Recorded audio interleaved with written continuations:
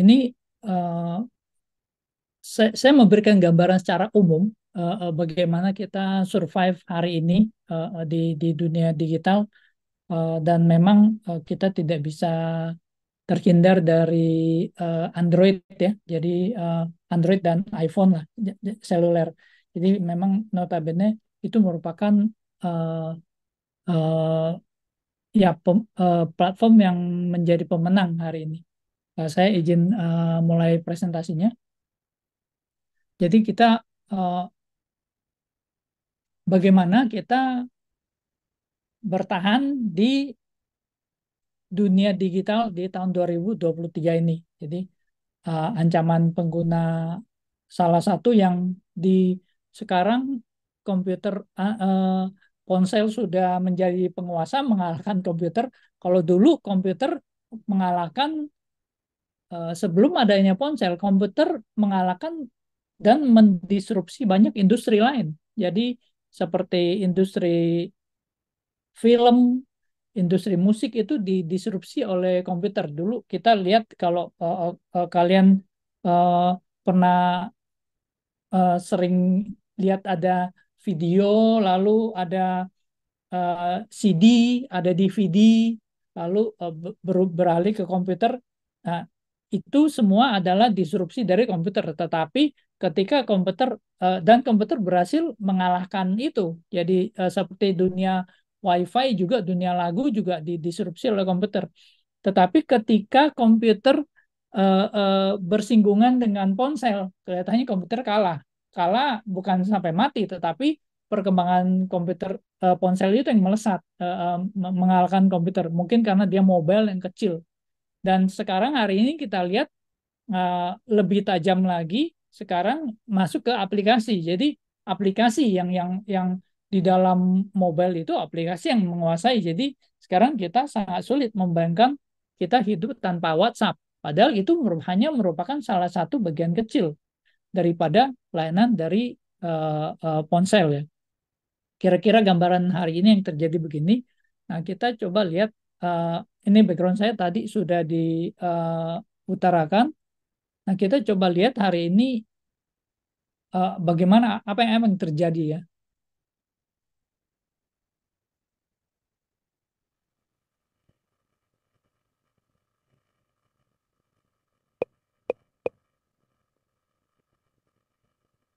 Remember when business as usual was good enough?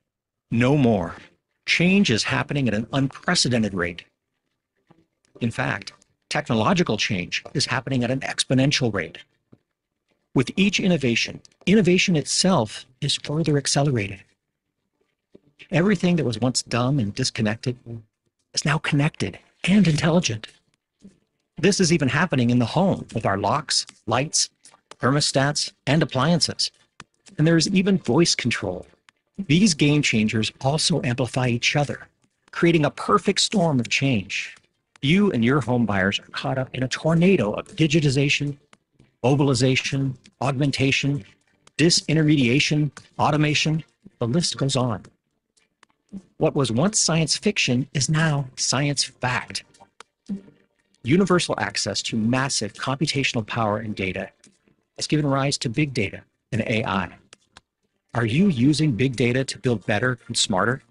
Are you leveraging the information you have to better define your markets, optimize your marketing, to buy land, to coach employees in real time, to monitor and optimize customer touchpoints? Watson, Pepper, and Hadoop now have a place at the table. Do you know what they are? Do you know what they do? Customer expectations are now dictating the rate of change. If you're not ready, they don't care. They won't wait. They will simply go to someone who is ready. Your home buyers are more informed, more prepared, and further down the sales funnel when they finally connect with you in your sales centers. VR, AR, AI are tools that were only imagined a decade ago. And what change will the next decade hold? Will your model homes be virtual? Will your sales process be 100% digital? Are you ready for this new normal? The world is moving faster than you realize. It will change with or without you. Companies and individuals have a simple choice. Be the disruptor or be disrupted. Ya, jadi hari ini kita sudah melihat bahwa penetrasi digital terhadap kehidupan nyata di dunia ini sudah sedemikian dalam dan sedemikian nyata, dan perubahan itu akan sangat signifikan. Hari ini kita melihat katakan satu contoh yang nyata yang kita hadapi, TikTok hari ini sangat populer di kalangan pengguna ponsel, walaupun metodenya sebenarnya terkadang kurang cukup sangat berpotensi merugikan masyarakat. Mengapa? Karena mereka ibaratnya kalau kalau Anda menggunakan TikTok, jadi Anda eh, di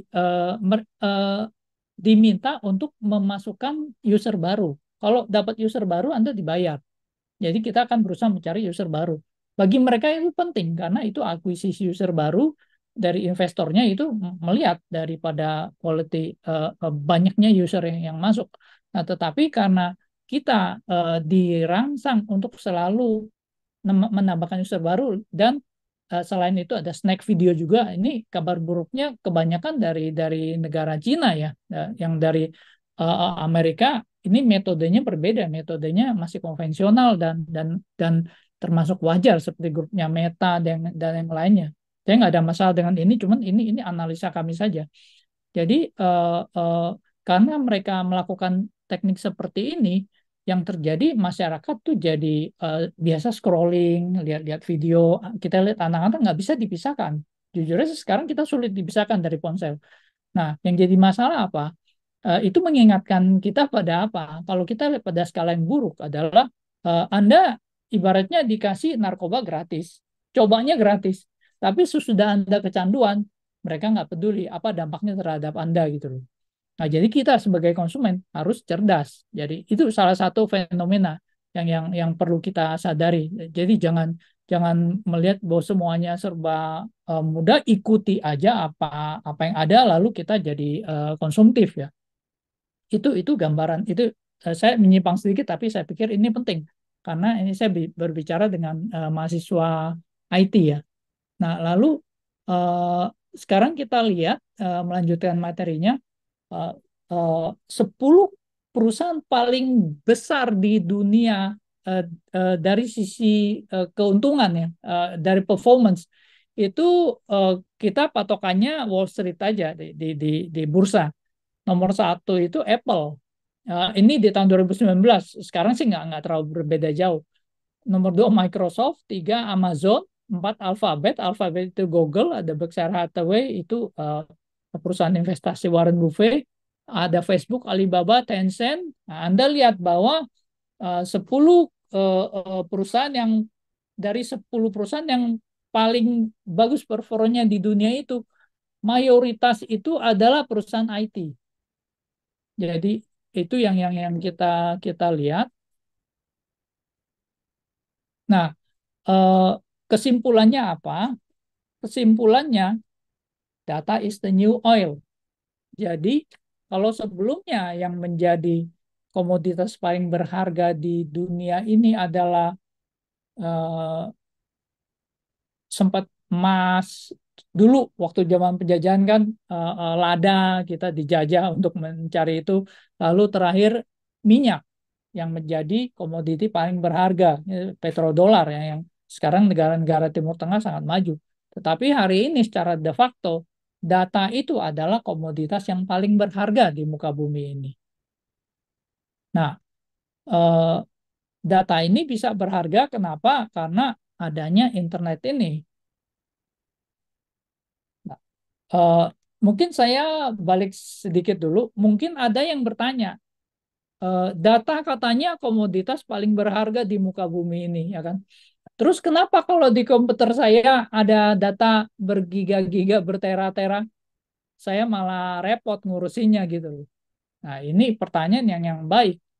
Jadi mungkin Ibu Sri juga juga tahu karena Ibu Sri kan banyak uh, uh, ber, uh, mendalami tentang big data dan ya dan yang lainnya.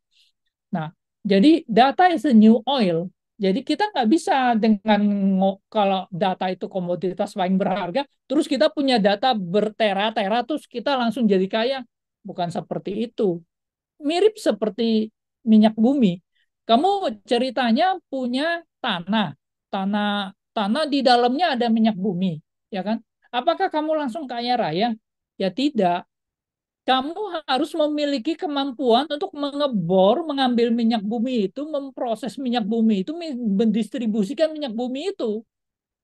Kalau enggak ya udah kamu cuma tanah aja gitu loh. Dan bahkan kamu punya tanah benar-benar punya minyak bumi aja untuk ngebor aja keberhasilannya masih belum tentu tinggi, masih rendah. Ya, bahkan perusahaan Pertamina, perusahaan perminyakan tiap kali mengebor minyak pun resikonya sangat tinggi, resiko kerugiannya, biaya yang mengebornya sangat tinggi, resiko kegagalan sangat tinggi. Sama seperti data.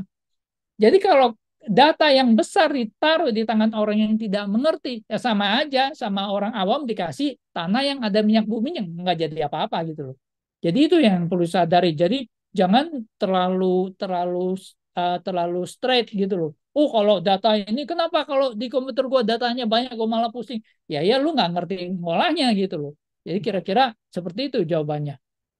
Nah, lalu uh, data itu bisa berharga kenapa? Karena ada internet.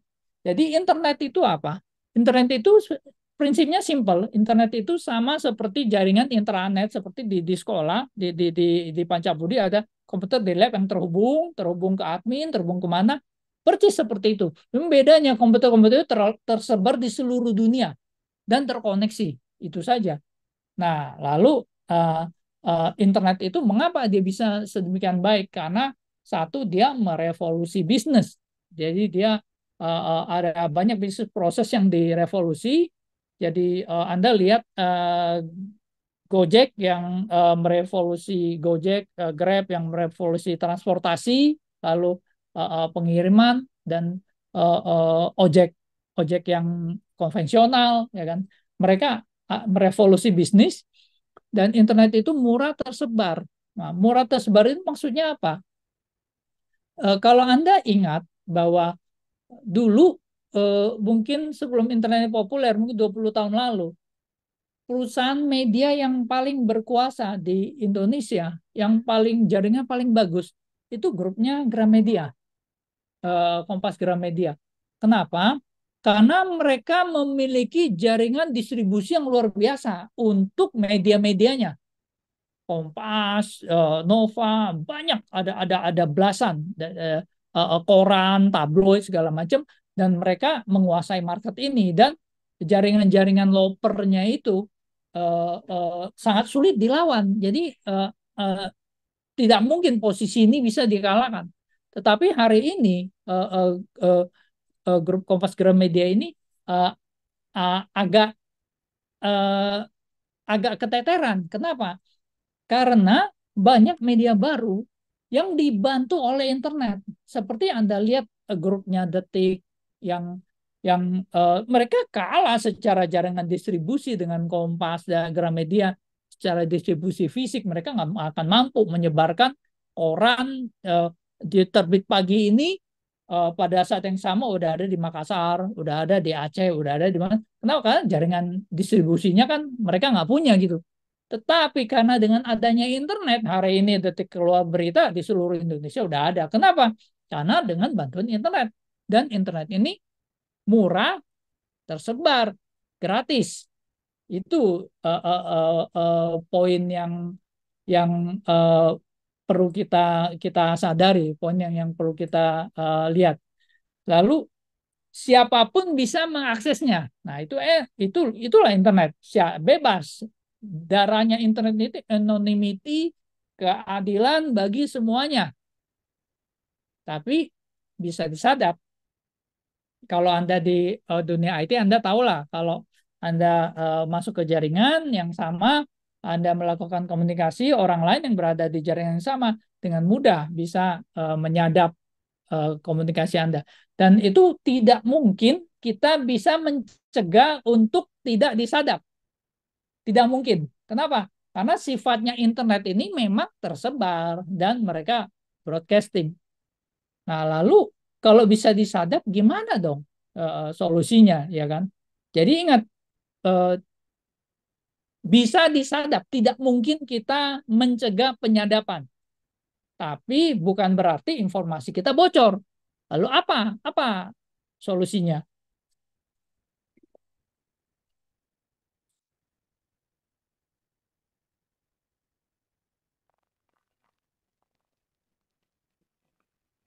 When you send your password to Twitter or your card number to Amazon, how do you make sure strangers don't see it, but the person you send it to does? It's called encryption. Put it in a box, add a padlock, only you and the receiver have the key. That's called encryption. So I guess that's pretty clever. But you have to first share the key. What if someone intercepts it to prevent it? Will use public key cryptography. Here's how it works. I send you an open padlock to which only I have the key. You put your message in the box, close the padlock, and then send it right back to me. And if I want to reply, you just have to send me your open padlock too. And as long as we keep our own key safe, nobody can intrude. But a lock's just a lock. It can always be picked or smashed with a giant hatchet. How do we make it quite hard to break it? Of course, we use mathematics. We take a really, really, really long number with hundreds of digits. That's a public key. But to crack it, gotta factor that equation takes computers centuries to complete. I guess it's a pretty good system. The computers get faster every day.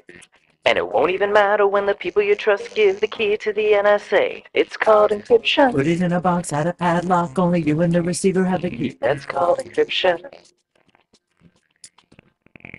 Ya, jadi jawaban dari pengamanan data itu adalah enkripsi. Itu jawaban dari segalanya untuk pengamanan. Dan walaupun kita memang di bidang IT, tapi sebenarnya enkripsi itu ada di mana-mana. Kita nggak sadar aja. Kalau Anda pakai kartu e-tol, kartu e-money, itu Anda pakai encryption. Kalau Anda browsing ke situs Google, ke situs internet banking, itu pakai encryption, pakai enkripsi.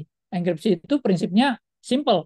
Anda punya private key, public key yang unik dan sangat susah ditebak. Jadi sebelum saya, sebagai contoh, saya WA dengan Bagus, lalu connect, lalu waktu WA saya akan komunikasi dengan Bagus, itu berjalan di latar belakang, kita nggak sadar itu udah berjalan. WA saya akan buat satu pasang private key, public key, lalu public key-nya akan dikirimkan ke Bagus, ke WA-nya otomatis, private key saya simpen, public key dikirim, disebar. Lalu waktu Bagus mau WA saya, selamat pagi Pak, sebelum dikirim selamat pagi Pak itu, WA-nya mengenkripsi dengan public key yang saya kirimkan, sehingga jadi bintang pagar 1, 2, 3, 4, 5, 6, 7, 8, 9 gitu, baru dikirim. Nah, kalau di tengah jalan, kan tidak mungkin mencegah penyadapan. Aulia kerja di ISP atau dia lagi di WiFi yang sama dengan Bagus gitu, dia sadap gitu kan, komunikasi Bagus dengan saya, dia dapatnya bintang pagar 1, 2, 3, 4, 5 gitu loh. Dan dia nggak bisa baca. Kenapa? Karena dia itu kan dienkripsi. Waktu pesannya sampai ke WA saya akan lihat, oh ini Alphonse Bagus. Oh, pakai public key ini, private key-nya ini langsung didekripsi, langsung keluar message-nya. Selamat pagi Pak. Itu yang terjadi di latar belakang. Dan setiap pasangan kunci enkripsi, misalnya saya dengan Ibu Sri, dengan Bapak Doni, itu kuncinya beda-beda gitu loh. Jadi pasangannya sangat unik dan itu semua berjalan di belakang, di latar belakang. Jadi itu yang perlu Anda ketahui dan Anda sadari bahwa kita semua ini hari ini dilindungi oleh enkripsi. Jadi ya, itu gambarannya. Nah, sekarang kita masuk ke tantangan dalam verifikasi digital. Kalau internet kemarin kita tadi saya bilang bahwa itu bebas sifatnya, lalu semua orang bisa mengakses, ya kan?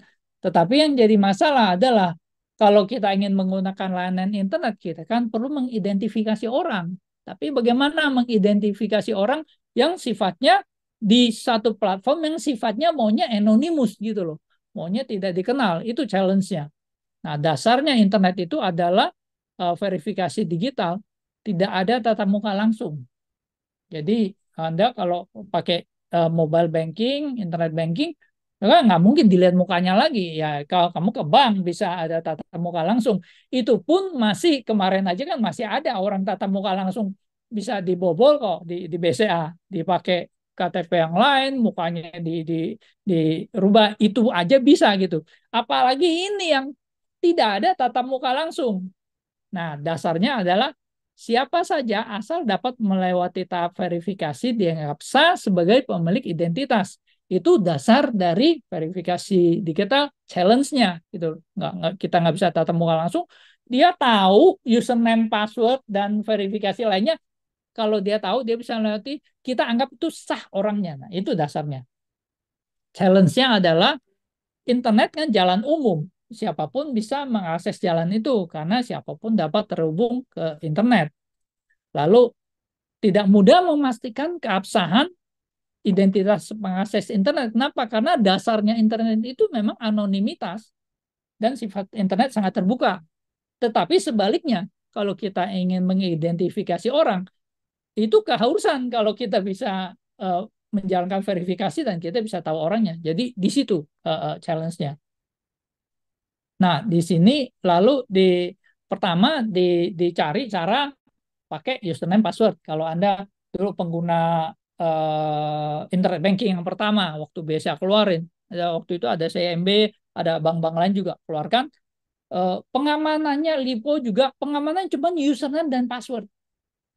Jadi login Anda bayangkan login ke account bank dan bisa transaksi, ngamaninnya cuma pakai username dan password. Kalau hari ini kamu dengar, kamu mengerti, kamu gemeter dong. Mau kamu taruh uang di rekening yang cuma diamalkan username dan password. Kalau kamu mau ya dalam waktu bilangan tidak berapa lama uang kamu bisa dibobol. Kenapa? Karena ada yang namanya keylogger. Keylogger itu adalah pencuri ketukan keyboard. Keylogger, logging, logger key. Key itu keyboard, logger itu melog. Jadi apapun yang Anda ketik, dia akan menyimpan dan dikirimkan ke pembuat keyloggernya. Jadi komputer kita akan ditanamkan Trojan. Cara menanamkannya bukannya, sini aku kasih kamu Trojan, kamu tanam. Ya bukan begitu. Cara menanamkan Trojannya, kamu lagi mau lihat, aku mau lihat ini film Spider-Man yang baru gini. Ya, kalau kamu mau lihat film Spider-Man ini, kamu mesti klik ini, install ini. Lalu kamu mungkin ingin nonton film, ngebajak film ini, kamu install ini, uh, pakai kodek ini baru bisa lihat. Nah, waktu kamu install itu, bajakan, install hal itu, masuklah keyloggernya. Kira-kira seperti itu. Nah, dan jadi mereka akan mencari berbagai macam cara dan seperti yang terjadi sekarang kan. Anda dapat undangan nikah, Anda dapat tahu-tahu kurir online ngirimin paket ke kamu. Nah, itu adalah rekayasa sosial supaya kita menjalankan tanpa sadar aplikasi yang jahat itu. Nah, kalau dulu diawali dengan keylogger, lalu ada rootkit dan malware, sehingga perlindungan dengan password ini sekarang dapat dikatakan obsolete, udah basi. Jadi Anda jangan percaya dengan perlindungan password. Kenapa? Karena sangat mudah dijebol. Nah, karena itu keluarlah pengamanannya namanya perlindungan dengan TFA, Two Factor Authentication, atau autentikasi dua faktor. Nah, saya pikir kalian perlu mendalami ini sebagai mahasiswa IT bahwa apa itu autentikasi dua faktor, lalu bagaimana cara kerjanya, bagaimana metodenya, sebenarnya itu sangat simpel. Jadi prinsipnya adalah pakai namanya OTP, one time password, password sekali pakai. Jadi kalau misalnya kamu login lagi mau transaksi, lalu keluar passwordnya, dikirimkan ke SMS atau kamu pakai token seperti ini. Nah, Kalau ceritanya ada keylogger di perangkat kita, dia akan dicuri passwordnya, tapi nggak bisa dipakai. Kenapa? Karena namanya OTP, one time password. Kita udah pakai, dia curi, silakan curi. Kamu nggak bisa pakai. Jadi kalau misalnya sekarang ceritanya internet banking, kita ngomong internet banking, kita bukan bukan mobile banking ya. Internet banking yang diproteksi dengan token itu, jika terjadi ceritanya ada trojan di komputer kita, lalu mereka berhasil mencuri username dan password. Ada dua kemungkinan. Pertama, dia ngiler. Waduh gila, duitnya banyak, ya kan? Kedua, dia kesian. Aduh, ini saldonya dikit banget. Tapi dia nggak bisa apa-apa, dia nggak bisa transaksi. Kenapa? Karena kalau mau transaksi, dia butuh tokennya gitu. Nah, kenapa? Karena ada proteksi namanya TFA. Oh, by the way, kalau misalnya saya kelamaan, tolong diinformasikan ya. Jadi bisa saya percepat untuk ini dari Bagus. Saya takut waktunya saya ambil terlalu lama ya. Oke, nah jadi dengan TFA ini yang menjadi sekarang satu standar utama pengamanan transaksi. Nah, tetapi jangan menganggap bahwa semua TFA itu bagus. Jadi TFA itu bagus, TFA selalu lebih bagus daripada tanpa TFA, two factor authentication. Tetapi TFA itu juga ada kelas-kelasnya. Jadi ada TFA yang paling aman itu adalah TFA menggunakan token. Mengapa paling aman? Karena token ini kan offline, ya kan? Dan tiap token kan yang unik berbeda. Jadi token A, token B, token C nggak ada hubungannya. Kira-kira sama prinsipnya. Yang kita kembali tadi, private key, public key itu juga pakai prinsipnya sama. Jadi kalau WA saya dengan A, saya dengan B, saya dengan C, itu tiap private key, public key-nya berbeda. Token juga persis sama seperti itu. Nah, pengamanan TFA yang paling baik itu nomor satu itu token. Kenapa? Karena dia terpisah. Tetapi token itu kan ribet. Jadi kalau aku kemana-mana masih bawa token. Ya kan? Karena itu lalu keluar yang TFA nomor 2 yang lebih lebih praktis. Nah, saya harapkan kalian belajari TFA ini. Namanya Google Authenticator. Jadi seperti ini. Jadi ini adalah prinsipnya persis sama dengan token. Cuma bedanya kamu nggak perlu pakai kalkulator token, kamu pakai aplikasi apps install di Android. Dan dia keluar. Cara kerja persis sama, 100% sama. Jadi dia pakai time base, pada saat yang sama ada berapa angka yang dimunculkan, lalu di server untuk verifikasi dia udah udah udah pairing, dia udah tahu kalau token yang ini, akun yang ini dia pakai rumusan yang ini sehingga waktunya akan sama. Jadi kalau keluar OTP dia kan bisa. Nah, ini kenapa kita katakan kalah aman dengan token? Karena Google Authenticator itu masih ada di HP. Jadi kalau HP kita dibajak atau dikuasai orang atau apa, itu ada kemungkinan diambil. Walaupun sangat kecil kan. Tetapi yang jelas, pasti lebih aman token. Tetapi ada yang ketiga, yang paling populer itu adalah TFA dengan SMS. Jadi OTP dengan SMS. Nah, mengapa kita katakan paling lemah? Karena melibatkan lebih banyak pihak lagi gitu loh. Jadi selain udah pakai ponsel, melibatkan pengelola OTP. Jadi kalau Anda lihat cara kerjanya itu, ada satu perusahaan yang khusus mengelola OTP. Kita bisa mau pakai OTP SMS. Jadi ada pihak ketiga. Dan keempat, faktor lainnya adalah SMS ini tuh teknologi jadul. Jadi udah puluhan tahun dari pertama kali ponsel keluar, itu SMS gitu loh. Dan SMS ini tidak dienkripsi. Jadi orang yang bisa mengakses jaringan SMS, bisa mengakses handphone Anda, dia akan bisa membaca. Kalau di Authenticator masih bisa diproteksi dengan PIN, mau membaca sulit, mau di-capture screen bisa dibatasi atau apa. Kalau SMS nggak bisa. Jadi karena memang backbone-nya SMS ini adalah plain text. Dan mau dirubah bisa, tetapi istilahnya infrastruktur sudah sedemikian dalam, sudah sedemikian tua, tetapi de facto dia adalah penguasa dari jaringan yang paling mudah, paling banyak yang pakai, sehingga mau nggak mau dipilih. Jadi kira-kira itu gambarannya. Mengapa SMS tetap dipilih? Karena paling mudah, paling murah, penetrasi paling banyak. Kalau banding token kan kita mesti kasih token ke tiap orang, dan nggak semua orang bisa bisa ngerti caranya pakai token gitu loh. Walaupun secara teknis dia paling lemah, tetapi ya secara de facto dia yang dipakai. Oke, ini contoh-contoh eksploitasi yang hari ini kita lihat bahwa sekarang orang ingin melakukan eksploitasinya dengan cara ya mereka senjata utama dari uh, jadi secara teknis pengamanan TFA ini sudah dikatakan sangat baik, sangat sulit. Kita tidak mungkin bisa menjebol one time password servernya, itu sangat sulit.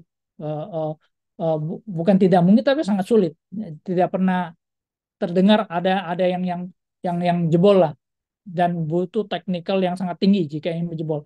Nah, yang diserang adalah yang paling lemah. Siapa? Di sisi usernya. Nah, di sini yang kita lihat bahwa yang terjadi adalah rekayasa sosial yang dilakukan. Seperti website phishing. Ini kan dia memalsukan mandi internet, padahal websitenya beda. iBeliveYou.com.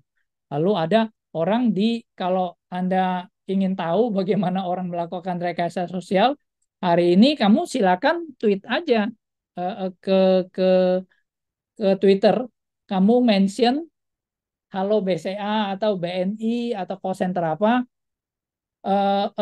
tolong dong, halo BCA, ini akun saya kok kena double debit ini, gimana sih tanggung jawabnya? Anda tweet aja, mention mereka, Anda lihat apa yang terjadi.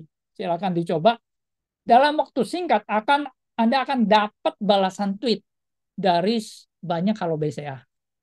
Logonya halo BCA semua. Pak, mohon maaf atas ketidaknyamanan. Itu semua penipu.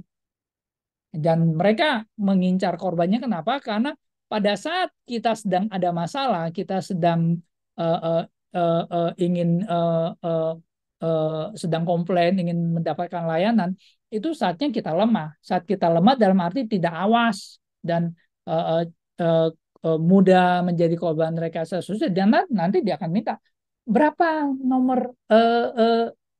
nomor kartu kamu, kita sebutin. Terus nanti dia bilang, nih saya kirim ini ya proses ke Bapak, ini ada 6 angka tolong disebutkan. Dia curi OTP Anda gitu loh. Kalau Anda kasih ya sudah, akun Anda jebol. Jadi kira-kira seperti itu gambaran yang terjadi hari ini. Lalu ini ada kasus lain dari rekayasa sosial bank. Jadi ini ada salah satu bank lah yang mereka tujuannya baik. Dia ingin mempromosikan banknya, lalu minta nasabahnya untuk tebak-tebakan ikut kuis gitu kan. Anda kan sering habis ikut kuis suruh mention gitu kan. Tujuannya baik, marketing, mention orang, detect gitu, lalu supaya banyak follower, mempopulerkan produk kita gitu kan. Nah, tetapi yang terjadi adalah karena mention itu, ya kan, jadi abis dia ikuti dia mention, jadi itu menjadi sarana bagi penipu untuk mengidentifikasi, oh ini siapa aja nih yang ikut kuis ini gitu loh. Lalu yang dimention siapa aja yang dimention, jadi dia udah tahu. Lalu pada waktunya dia akan datang hubungi si yang ikut kuis itu, Anda menang. Anda menang kuis ini, hello, ya, cek nama pemenangnya. Lalu silakan cek di situs ini. Kalau orang awam kan lihat bit.ly, info bank BJB, dia tinggal keluarkan, masukkan nomor pemenangnya. Oke, lalu dikasih situs phishing. Masukkan username, password, lalu kode OTP, selesai, diambil. Nah, itu yang kalau Anda melakukan hal-hal seperti ini perlu menyadari bahwa yang terjadi jangan sampai kontraproduktif. Kita ingin supaya mempromosikan produk kita, lalu kenyataannya malah kita menjebak nasabah kita secara tidak langsung, mencelakakan nasabah kita. Itu yang perlu menjadi satu pembelajaran. Lalu yang ancaman yang terkini hari ini ya ini ya yang kita kenapa jadi menurut pengalaman kami di dalam dunia malware ya, jadi bukan hanya dunia malware, ada dua jenis virus. Satu virus yang canggih, yang berhasil ya, virus yang canggih. Yang kedua adalah virus yang biasa-biasa saja. Tingkat keberhasilannya bagaimana? Tidak ada jaminan bahwa virus yang makin canggih, codingnya makin bagus, makin ribet, makin jelimet itu lebih berhasil daripada virus yang biasa-biasa aja.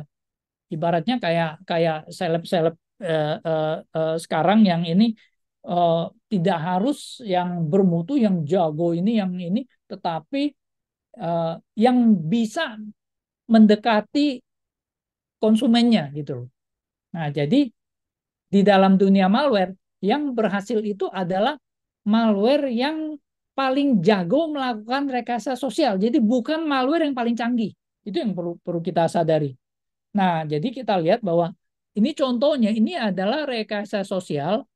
Dia melihat bahwa ada fenomena di dunia uh, di dunia nyata bahwa dengan penetrasi yang sedemikian luas, lalu kurir ini sangat umum, sehingga orang sering kan kita terima paket dan kita bisa cek paket kita. Dia lihat itu ada kesempatan, nah dia kirimi kita sebagai kurir. Ini ada paket nih Pak, tolong dicek. Nah kita kan kalau orang awam kita kan memang benar kurir kita bisa cek paket kita dengan nomor tracking kan. Nah, tetapi tujuannya itu nggak ada hubungannya dengan paket. Ujung-ujungnya ini cuma satu. Dia pengen curi SMS. Dengan cara memalsukan sebagai pengirim kurir. Kalau kita klik ini, dia akan muncul rekayasa sosialnya, akan install aplikasi JT Express, ya kan? Terus minta izin baca SMS kan wajar, cukup wajar. Kalau aplikasi kurir pengen baca SMS, mungkin announcement atau apa. Nah, ketika Anda berikan itu, itulah terjadi pencurian SMS Anda memberikan izinnya gitu. Dan ini juga sekarang yang banyak marak ini undangan pernikahan kan. Jadi undangan pernikahan yang kasihan, yang memang berbisnis di sini dieksploitasi. Jadi memang orang kan yang kreatif kan buat undangan pernikahan, ada foto pre-wed-nya segala macam. Pak, Ibu tolong dicek ini undangan pernikahan, dan mereka minta izin SMS juga, tapi itu disalahgunakan untuk mencuri SMS korbannya. Kalau diaktifkan, ya selesai. Anda akan dicuri akunnya dan dieksploitasi. Nah, lalu apa ancaman yang terkini lagi hari ini? Anda bisa lihat hanya dengan aplikasi simple, Face Magic. Anda bisa download di Android. Anda cuma masukkan foto Anda, 2 foto. I've seen all of the Fast and the Furious movies, and it's all business. Can I get a win? I just threw a truck at a works. Nah, Anda bisa lihat bahwa sekarang adalah I've seen all of it. AI, artificial intelligence, ya kan? Itu sangat mudah digunakan bahkan oleh orang awam, cuman install apps, dan itu sangat mudah dieksploitasi. Jadi kita sebagai pengguna IT ini harus cerdas. Jadi jangan terima video, terima apa konten langsung percaya, langsung di broadcast. Itu artinya Anda tidak menjalankan kewajiban sebagai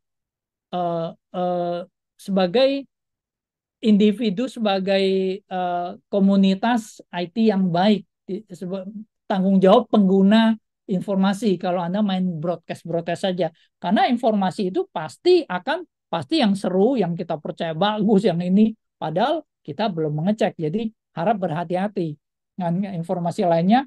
Hanya dengan modal contoh suara 1 menit, contoh suara orang bicara 1 menit, kita bisa palsukan suara orang itu ngomong apa aja yang lain. Itu yang perlu kita sadari.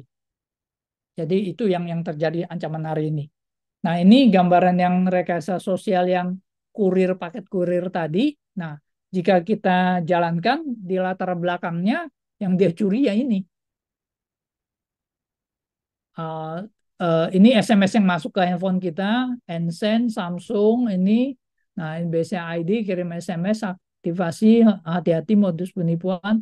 Nah, jadi ini yang diincar oleh si penipu. Jadi ini yang terjadi kalau kita menginstal aplikasi untuk pencuri password itu. Nah, sebenarnya eh,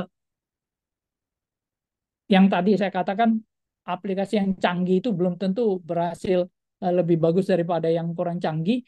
Ini gambarannya yang nyata di luar di Indonesia masih belum banyak ya kan. Ancaman mobile banking itu seperti ini. Xenomorph, a new Android banking Trojan discovered by Threat Fabric and found even on Google Play Store, imposing as Flash Cleaner that reached over 50,000 installs. Its main goal is to target financial Ini banking pura-pura applications, fast cleaner, jadi cryptocurrency makanya apps jangan to sembarangan lure install their aplikasi ya. credentials. These credentials are then sent to the attacker's server, Aplikasi di Play and Store aja Xenomorph can bisa also jadi steal jahat, 2FA, apalagi 2FA aplikasi di codes luar Play that are Store. received from these targeted services. Now I'll demonstrate Xenomorph functionality on infected device and how it steals credentials from other targeted applications. So when we launch Fast Cleaner for the first time, it requests the victim to Ya, activate accessibility services ya, without proper ya, explanation why. Once we do that, ya, Mbak. it allows all the necessary permissions and starts to Baca, Mbak. communicate with a CNC server in the background.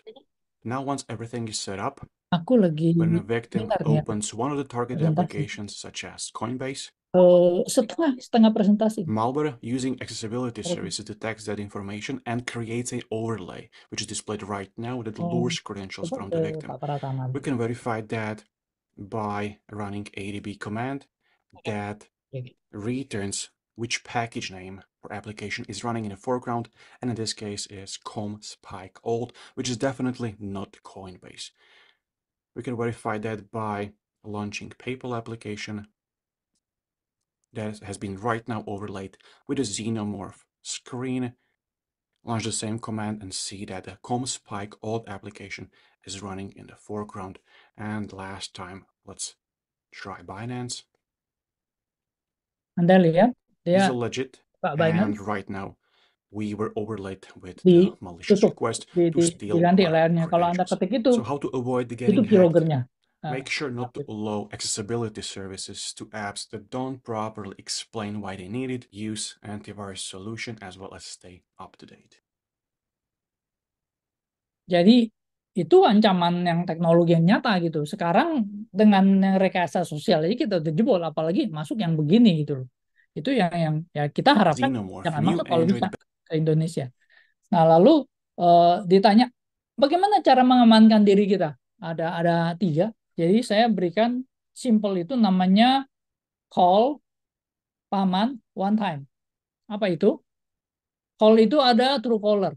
Jadi Anda pakai Truecaller untuk mengidentifikasi eh, siapa yang eh, menelpon Anda, walaupun kontaknya belum pernah Anda miliki, ya kan? Anda bisa mengetahui.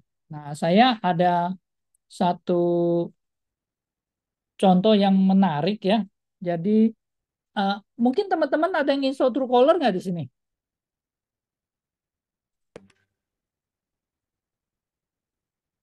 Eh, jadi kalau Anda coba lihat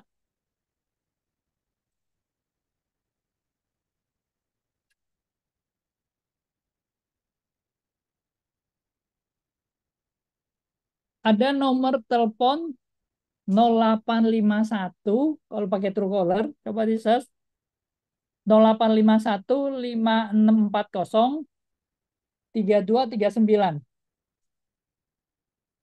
Silakan kalau yang itu Truecaller di search. Nah, itu keluarnya apa tuh kontaknya? Ada yang bisa bantu silakan kalau ini biar agak interaktif.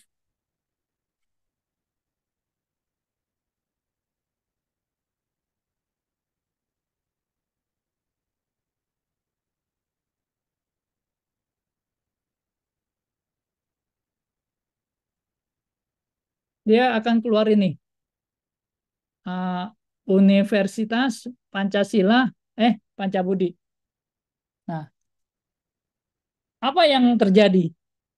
Yang terjadi adalah nomor ini nomornya Universitas Pancabudi. Saya tadi iseng ngecek. Jadi nomor WhatsApp-nya, ya kan. Nah, tetapi jika ada user Truecaller yang pakai itu lalu kasih nama, ya kan, dia akan ikutin itu. Itu yang terjadi. Nah, bagaimana cara kerjanya ini? Ya, karena cuma satu orang dia masih bisa. Tetapi kalau udah kita ngomong crowdsourcing, udah ratusan orang, ribuan orang, kita udah nggak mungkin bisa merubah itu. Jadi misal ada orang spammer nyepam kita, ya kan? Lalu dia nyepam orang lain dulu, belum sampai ke kita nih. Kalau kita mau nawarkan dari refund finance atau apa, atau dari debt collector atau apa, orang yang terima pakai Truecaller lalu sebel banget, tapi dia tag ini refund finance, ini Truecaller, ini debt collector atau apa. Lalu ada ratusan orang, lalu otomatis ketika nomor itu nelfon kita akan muncul bahwa ini ada debt collector atau refund finance, jangan ini, dan bisa otomatis diblok. Jadi itu salah satu, itu nomor satu yang perlu bekal Anda. Lalu yang nomor dua adalah call paman. Paman itu singkatan dari password manager. Jadi password manager itu adalah bekal yang harus Anda dimiliki, Anda miliki. Anda sebagai orang yang ada di bagian IT, kalau nggak pakai ini, harusnya saya prihatin. Kalau bisa Anda malah ngajarin orang lain untuk pakai. Kenapa? Karena kredensial kita itu harus diamankan dan kredensial itu nggak boleh sama passwordnya. Kita punya akun mungkin ada 50. Facebook, Twitter, YouTube, segala macam. Ada password ini, password itu.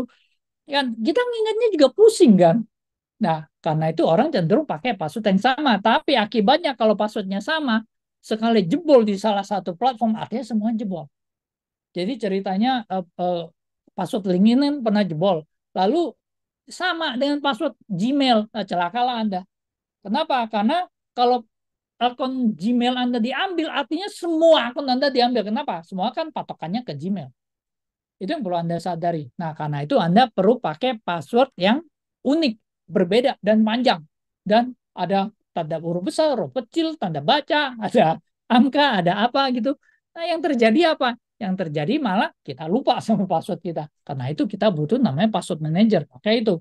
Yang kedua adalah call paman, password manager, pakai password manager. Saya pakai Truecaller. Silakan Anda pakai, ini gratis.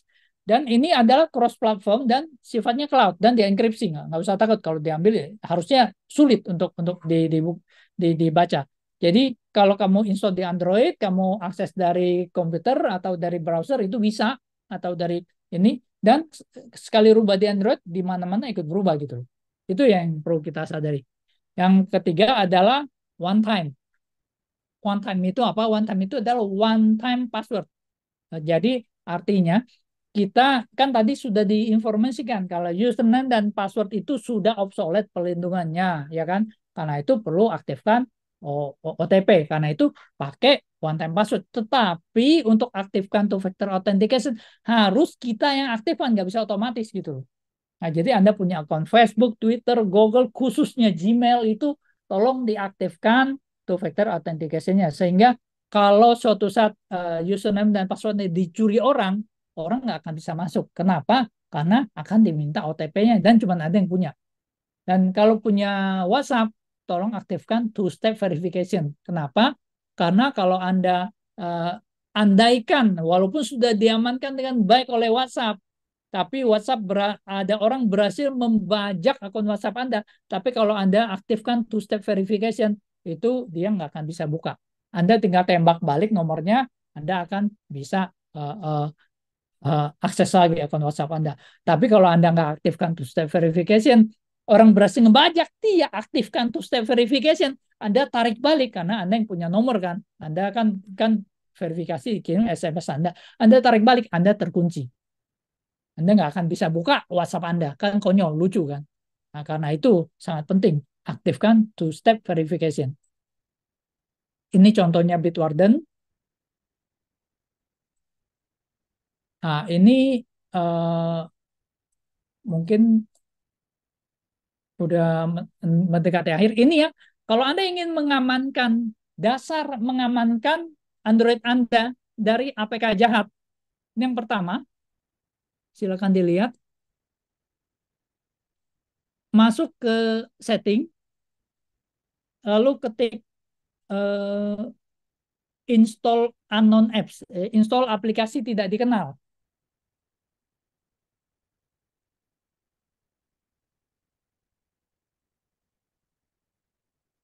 Lalu Anda klik.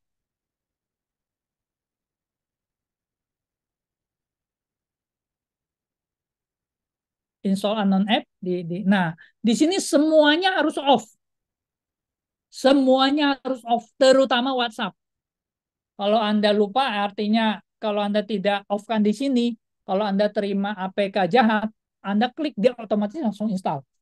Jadi kalau Anda off sini, dia akan keluar peringatan, apakah Anda yakin ingin menginstal aplikasi dari luar Play Store?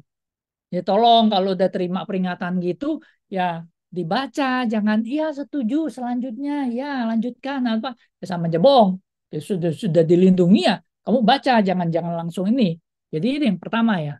Lalu yang kedua adalah bagaimana kalau sudah terinstall? Ya satu, ya kita harapkan nggak terjadi yang buruk, tapi harusnya udah terjadi yang buruk. Nah, kamu bisa cek di sini. Kamu cek di Permission Manager di Android ya. Lalu ada SMS permission. Lalu cek aplikasi apa saja yang memiliki hak untuk membaca SMS. Jadi ini aplikasi yang wajar, yang tidak wajar misalnya undangan pernikahan. Lalu ada JT Express, ada Shopee atau apa. Itu jangan dikasih, artinya dia bisa baca SMS. Kalau dia bisa baca, dia kirim ke Telegram dari pembuatnya. Kira-kira seperti itu gambarannya. Oke, ini yang terakhir. Once upon a time, business as usual was often good enough. No more. Where we are going, good enough is dead. In a world where everything is connected, where everything is equally excellent, where performance is reaching perfection, there's only one space left to innovate in: you. Right now, you are a central point in the raging tornado of change fueled by digitization, mobilization, augmentation, disintermediation, automation. Well, the list goes on. Science fiction is becoming science fact. Think about self-driving cars or computers that can learn and think. The way we work will never be the same. The skills we need will be dramatically different. Winning or losing are now happening faster than ever before. So what's your response? How will you discover new opportunities in one of the most transformational times in human history? Are you driving change, or are you being driven by it? Disruption has become the new normal. With change, it's always gradually, then suddenly, well, things really have stopped happening gradually. This change is exponential. Everything that used to be dumb and disconnected is now wired and intelligent. Cars, cities, ports, farms, even our bodies will be wired with sensors and will talk to each other. These game changers are also combinatorial. They amplify each other, creating a perfect storm of change. Quantum computing fuels big data. The Internet of Things fuels artificial intelligence and deep learning, which fuels robotics.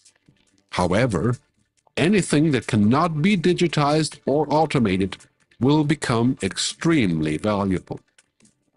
Human-only traits such as creativity, imagination, intuition, emotion, and ethics will be even more important in the future, because machines are very good at simulating, but not at being. Yes, robots and software will do some of our work, but this will allow us to focus on things that cannot be automated. To imagine change squared, you've got to start engaging more with what might be, not just with what is. Immerse yourself in the immediate future, 5 to 7 years out from today. We need to go beyond technology and data to reach human insights and wisdom. Technology represents the how of change, but humans represent the why. The future is about holistic business model. The opportunity is to be liquid, to learn just in time, not just in case, not single improvements, but complete transformations, not individual systems, but new ecosystems. Humanity is where true and lasting value is created. We will engage, relate, and buy things because of the experiences they provide, because of their transformative power. The future doesn't just happen, the future gets happened. The new way to work is to embrace technology, but not to become it. The future is in technology, yet the bigger future lies in transcending it. Let's live and lead from here. Oke. Jadi sekarang kita perlu meningkatkan value kita ya. Anda sebagai mahasiswa memang perlu meningkatkan value Anda, posisi Anda. Kalian nanti pas bekerja udah challenge-nya AI. Kalau saya cukup beruntung waktu saya kerja challenge-nya masih IT biasa. Jadi kalau kita hadapi ancaman security saat ini mungkin antivirus ya, antivirusnya ada antivirus tradisional NGAV hari ini sudah next generation antivirus. Ancaman malware hari ini signifikan. Tadinya ransomware sekarang jadi extortionware. Kalau kamu nggak bayar uang tebusan dia sebarkan data kamu. Itu yang terjadi di BSI ya. Lalu tidak ada jaminan bebas dari ransomware. Jadi ada kalau Anda di dunia security ada EDR, ada XDR tidak memberikan jaminan bebas ransomware. Dan ini solusinya. Kira-kira seperti itu yang bisa saya sampaikan. Terima kasih atas waktu yang diberikan.